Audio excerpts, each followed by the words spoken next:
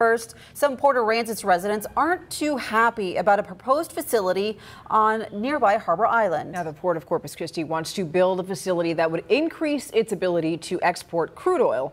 Now, if you're driving into Port Aransas from Aransas Pass, Harbor Island is to the right of the ferry crossing. Chris 6 News reporter Greg Chandler is live from the opposite side of the ferry crossing with the details. Steph, this actually goes back a few years to when the port wanted to build a refinery on Harbor Island. The Port Aransas City Council blocked the move by rezoning the land. Now, the rezoning allows for storage facilities, and the port's latest plan calls for a really big one on Harbor Island, but that has some residents concerned about what the environmental impact would be. The Port of Corpus Christi wants to build on Harbor Island. They own 200 plus acres over there.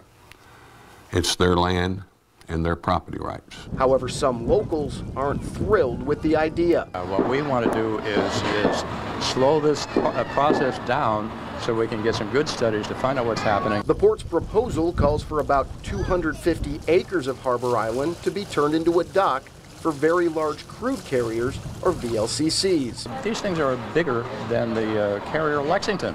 They're 100 feet longer. They want to bring them in from the Gulf, spin them around 180, fill them with crude, and export it again. In order to do this, the nearby channel would have to be dredged to 95 feet, more than double its current depth. But if you go to 95 feet, you're going to have an enormous volume of water coming through there. You're going to have a tremendous chop, and it's going to be a danger for the small boats that are in the harbor here. There are also environmental concerns. What effect will it have on seagrass? What effect will it have in terms of the salination of the waterways here?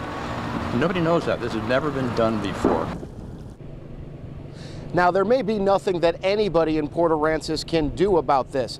That's because that 2014 rezoning, which was approved by the Port Aransas City Council, now attempts to change it could lead to a court fight as well as sour relations between the city and the port. Priscilla? All right, Greg, thanks so much.